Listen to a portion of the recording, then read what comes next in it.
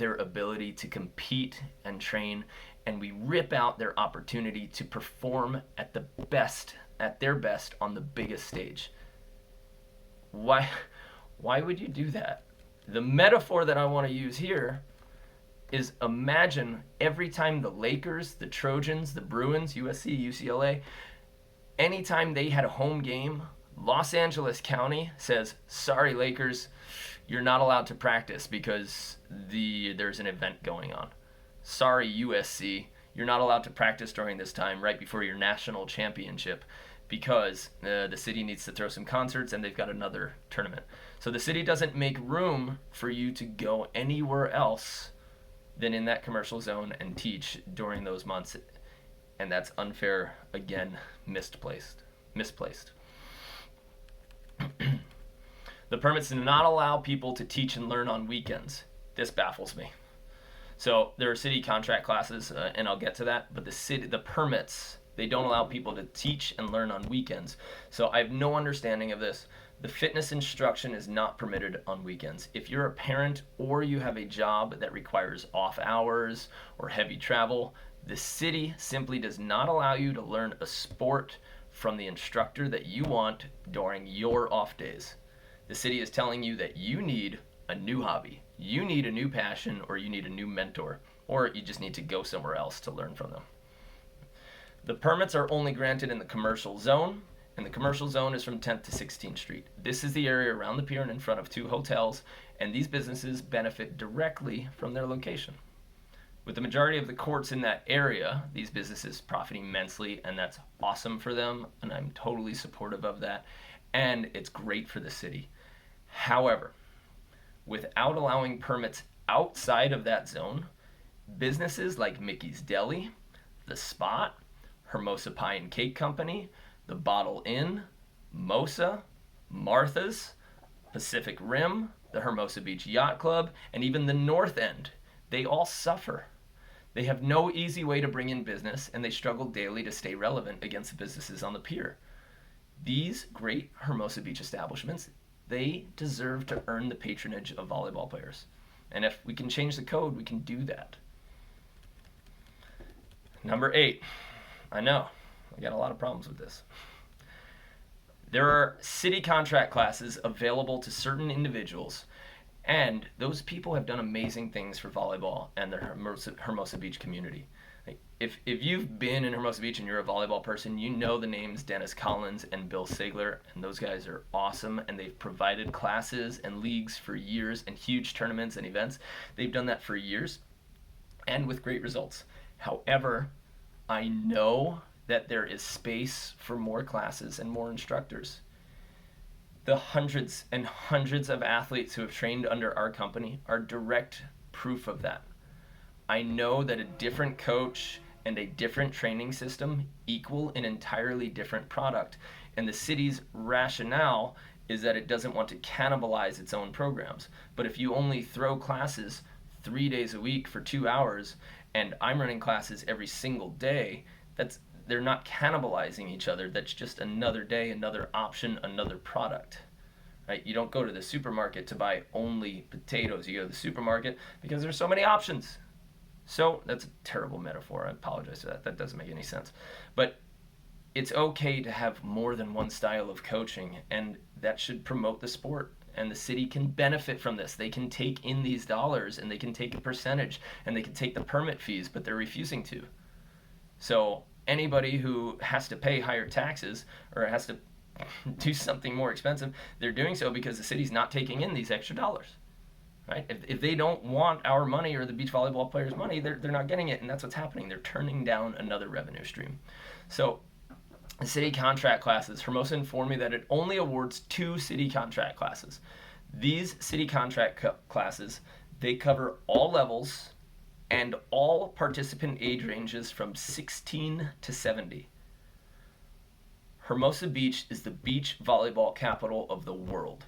People travel here and move here from all over the globe just to pursue beach volleyball.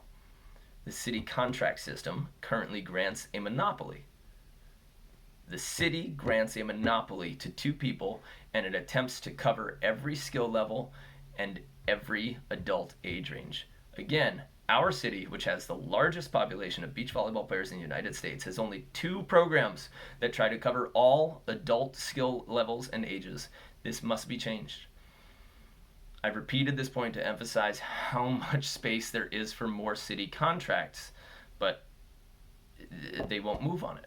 They won't let me run classes on Mondays or on Tuesdays when no other beach volleyball classes for the city are taking place. Why doesn't the city want that money? Why doesn't the city want the opportunity to learn on those other days? The city could benefit so much from somebody who wants to run classes 7 days a week, and I already have a system which successfully does that. And how can an American city create a system that squashes the opportunity for a small business? It doesn't make sense, especially when the city and its residents would see immense benefit. Number 9, Hermosa Beach is killing its daughters' opportunities for college scholarships. Under the current codes, as they are being enforced, a juniors beach volleyball club can only coach its members 4 hours a week. Beach volleyball is an NCAA sport offering scholarship opportunities. We know that. So let's say you have an amazing beach volleyball coach who runs your club, but you also want them to give your daughter private lessons. Well, the city of Hermosa Beach will not allow this coach enough hours to legally train your child. She cannot get the training that she deserves. Her chance of college scholarships are being taken away by the current rules because they're limiting coaches on their hours.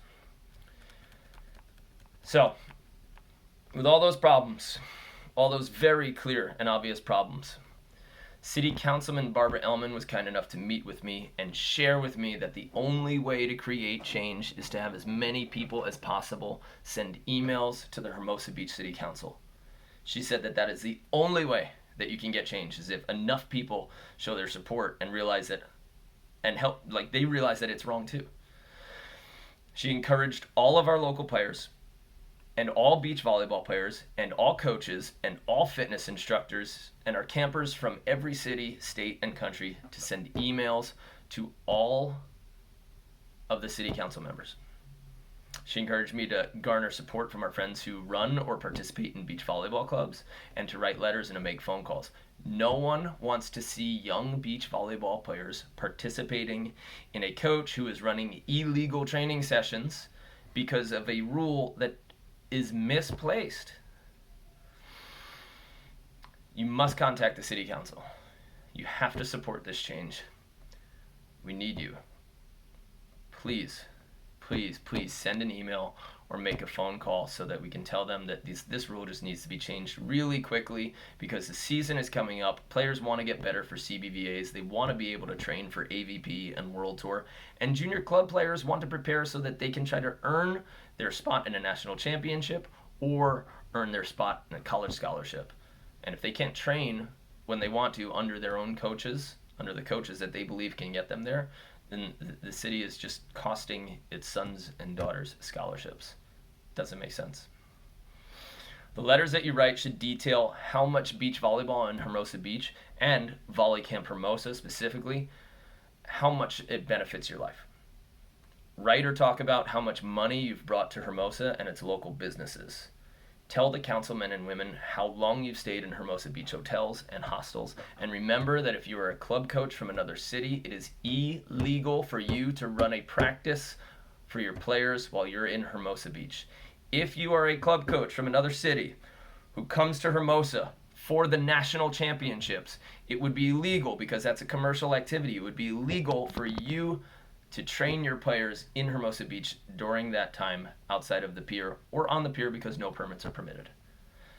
So, write those letters, send those emails, and please make phone calls today. Please help us out. Just help us change these outdated and misapplied laws. Somebody made them years ago. They just weren't thinking through completely. They did it for a good reason, I'm sure, but now that's why the Constitution allows for amendments, that rules, permits, whatever it is, it needs to change so that people can benefit. Beach volleyball coaching is not harming anyone. I can promise you it's only growing our sport, and for sure, beach volleyball funds Hermosa Beach, and it needs to recognize that. Again, I've attached the emails below. I want you to copy and paste every one of them, throw them in your to column, and you can just write this if you want.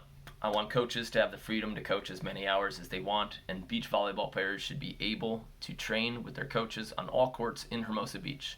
I will send as many emails and make as many phone calls as it takes. Also, here's what you can write. Write about how beach volleyball in Hermosa Beach and VolleyCamp Hermosa have benefited your life. Write about how much money you brought to Hermosa, and write about how much money you bring to its local businesses. Tell them how long you stayed in Hermosa Beach hotels, and tell them why.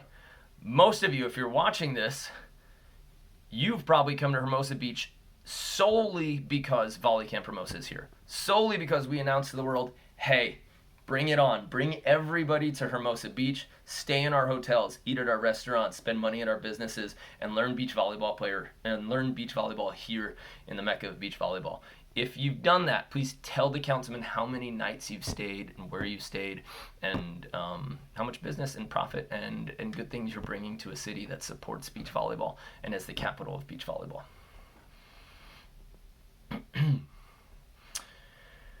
So we don't really understand what benefits the rules or the permits currently have, and I've been trying to get answers.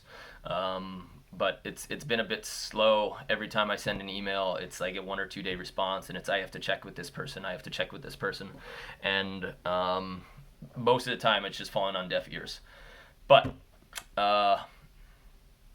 here are some proposals.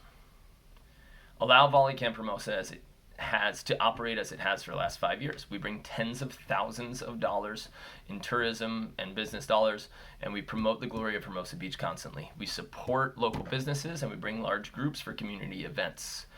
Zone our courts on 2nd Street for our classes, or allow us special permits. The entire net system there has been personally bought, built, maintained, and cleaned by me for the last 5 years.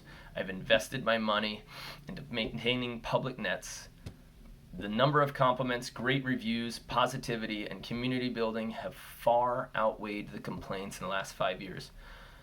You can count the complaints on less than one hand, but go ahead online and read all the reviews.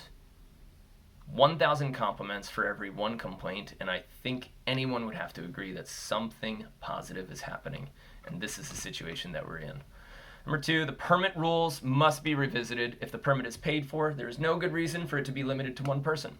If the insurance policy covers multiple coaches, that should satisfy the city and be enough. I would agree that background checks have a place here, but not separate licenses and insurance policies.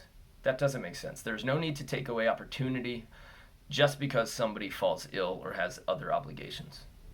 Number 3, change the 4-hour limit. Change the 4-hour limit per week. If someone can create a program and it benefits the city through either a pay per hour or a revenue percentage program for the city, so that the city and that company can share in the profits, there should be that opportunity, and there should be another revenue stream for the city. So again, I also want them to allow permits for the weekends. People should be able to train under whichever coaches they want during the weekends, and the current laws don't allow for that, so that has to be changed, and a city cannot create an intentional monopoly and just give 2 hours for 2 people when all of the other courts are there, available, and built for beach volleyball players. Another one that needs to change is give permit holders options to host their classes in other areas when the special events occur in the commercial zone. If somebody has a job and then the city tells them that for this month and a half, 2 months, 3 months, you can't do that job, and then they don't give you anywhere else to be able to do it, that's just wrong all around. And the city needs to allow juniors clubs to receive the training that they need, especially when their daughters are applying for scholarships and trying to earn them athletically. So there has to be room for that. There has to be room for the juniors, for the kids to train and to get coached. And there has to be room for adults to continue learning when these massive tournaments come into town and when these massive events come into town. Allow fitness instruction throughout the public beach in Hermosa. If you're not going to allow it, then it has to be equally enforced. You can't headhunt and you can't just choose when you're going to enforce it. You have to enforce it at all times. I don't want this to happen. I think people should be able to just train. Maybe there should just be limits. But I'm willing to just work and talk with somebody so that we can figure out good limits, so that we don't bring hordes of people into one area at one time. But that has to be revisited. And of course, everything needs to be noise compliant. We have to keep signage to a minimum so that the natural beauty of the beach is unhindered, right? The Hermosa Beach is beautiful and it needs to stay that way, but more people don't hurt that. Sometimes signage and signage and lights and everything like that, commercialization, sometimes that hurts it. So create new commercial zones. That's possible. Why not create a new commercial zone that benefits the establishments that aren't located near the pier? Leave room for special permits and limited numbers so that camps and classes can't get out of hand. Lastly, you have the option to do as they do in Redondo Beach and Manhattan Beach. Just allow for unlimited permit hours on all courts, but take a small percentage of the profits. That's what they do in Manhattan and Redondo. Their coaches have unlimited hours, and they just take a percentage of those profits. So this should work similarly maybe to income tax brackets, which allow individuals to grow and succeed. The more profit a business makes, the higher the percentage the city can take. Maybe that's a good way to do it. The city benefits more greatly from people who create successful programs. This creates symbiosis, and it is a progressive program that encourages the city's support of small fitness programs. Fitness programs are great for the city and its residents. I'm going to try to be live all day, probably on my Instagram, maybe on my YouTube channel, but contact me. The most important thing we can do right now is send emails to the city council members. I'm attaching them below. Thank you guys for listening. Please, please, please, please help me save my business, help me save my living, help me save beach volleyball coaching in Hermosa Beach, California, and help AVP, beach volleyball players, survive so that they can keep coaching and they can be allowed to get paid for that legally. All right. Thanks for your time, guys. I need you today. I really need you. I don't know what we're going to do if we can't make these changes. So, love you all. Again, thank you for the last 5 years of my life. Thank you for being here. And I hope we can bond together today. All right.